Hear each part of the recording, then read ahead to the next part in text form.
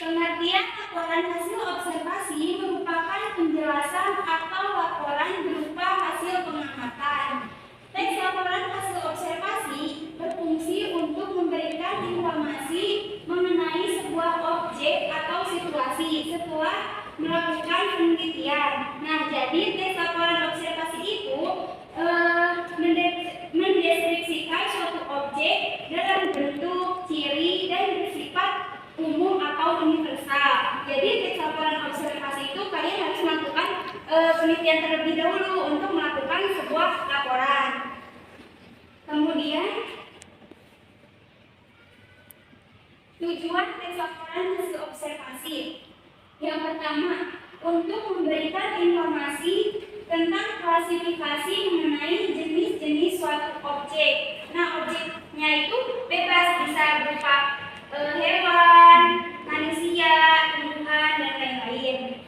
Secara apa adanya, berdasarkan fakta sesuai kriteria tertentu, secara sistematis atau objektif, serta untuk memecahkan suatu permasalahan berupa hipotesis dari hasil pengamatan. Nah, tujuan yang kedua, untuk menggambarkan segala sesuatu yang berhubungan dengan objek penelitian, seperti data, fakta, ciri fisik, dan lain sebagainya. Nah, tujuan yang ketiga, untuk mengambil kesimpulan yang disusun menjadi sebuah teks yang relevan dan dapat bermanfaat sebagai sebuah bahan pembelajaran. Nah, kemudian apa sih ciri-ciri teks laporan hasil observasi? Nah,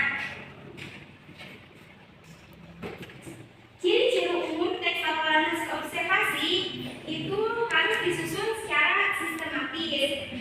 Kemudian membahas objek tunggal. Kemudian mengandung fakta tanpa adanya opini dari penulis. Jadi laporan hasil observasi itu harus berdasarkan fakta, tidak boleh sembarangan atau yang bersifat opini.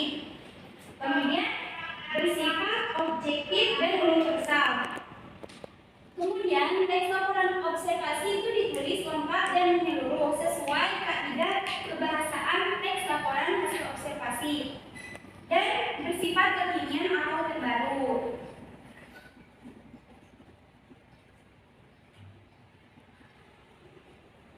Nah, di dalam struktur teks laporan hasil observasi itu terdapat 4 struktur. Yang pertama, judul. Judul itu paling penting ya di laporan hasil observasi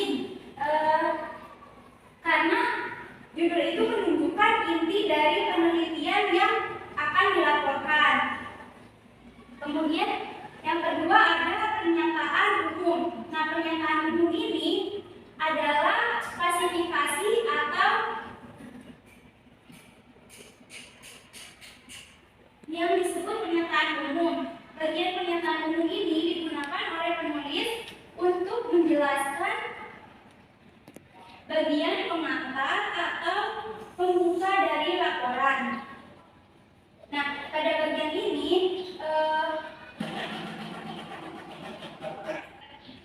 maka pembaca dapat mendapatkan gambaran umum mengenai isi teks laporan hasil observasi. Nah, di dalam pernyataan umum itu biasanya dijelaskan kayak misalkan tumbuhan adalah gitu ya.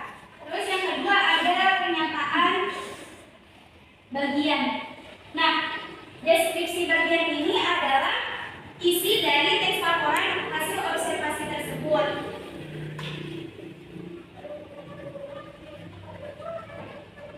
Misalkan kayak ciri-ciri hewan, misalkan kucing itu berkumis, memiliki gigi taring, gitu ya, dan lain-lain. Kemudian ada deskripsi manfaat. Nah, kalian di dalam hasil laporan observasi itu menuliskan manfaatnya. Kayak misalkan kalau misalkan kalian mengobservasi tanaman, ini manfaat tanaman ini apa gitu ya. Terus yang terakhir ada kesimpulan. Nah, kesimpulan itu ada pada tahap akhir. Kesimpulan itu berupa penjabaran keseluruhan laporan yang kalian amati. Kemudian dalam penulisan teks laporan hasil observasi itu ada kaidah kebahasaan. Nah, kalian itu kalau misalkan mau menulis laporan harus memakai kata frasa nomina. Frasa nomina ini yaitu kelompok benda. Contohnya pada kalimat makanan di dapur, kalimat tersebut kan berisi makanan. Nah, makanan itu sebagai kata benda dan di dapur sebagai kata penjelas deskripsi. Kemudian menggunakan verba relasional. Nah, verba relasional ini dipakai untuk istilah tertentu di bidang tertentu.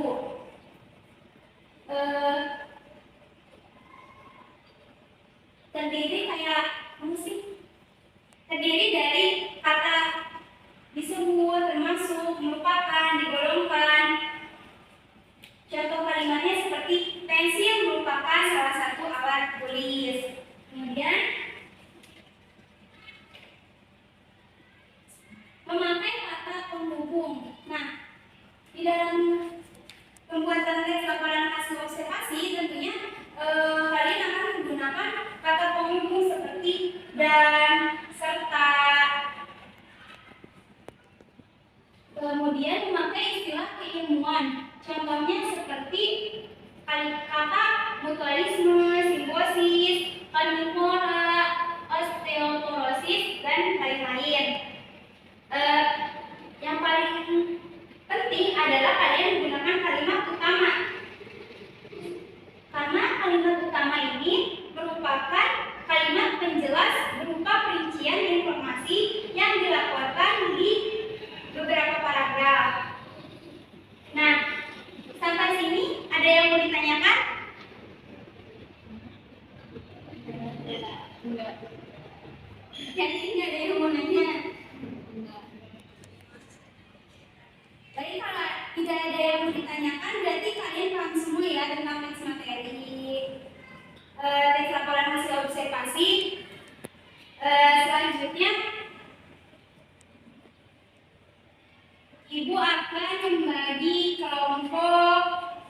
Ibu bukan memberikan tugas, tapi ini tugas kelompok ya. Kelompoknya mau dibikin sendiri atau dipilihin? Sendiri. Nanti kalau sendiri nggak adil. Pilih aja ya. Ya, Bu.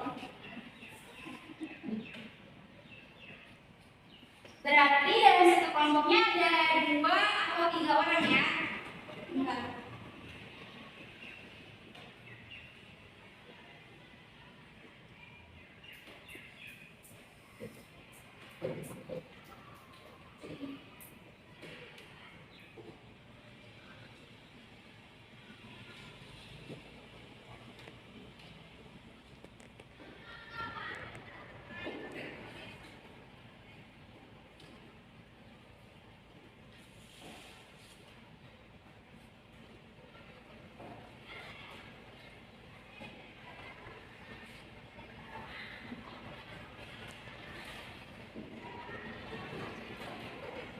Nah, kelompok 1 itu Najwa sama Karina, kelompok 2 Cucu dan Umay, kelompok 3 Ica, Sabrina, dan Nina.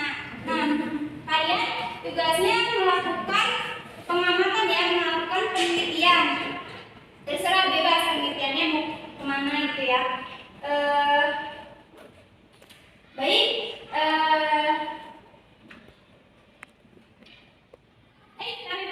refleksi terlebih dahulu ya. Tadi kan Ibu sudah menjelaskan struktur teks laporan hasil observasi. Nah, di dalam struktur itu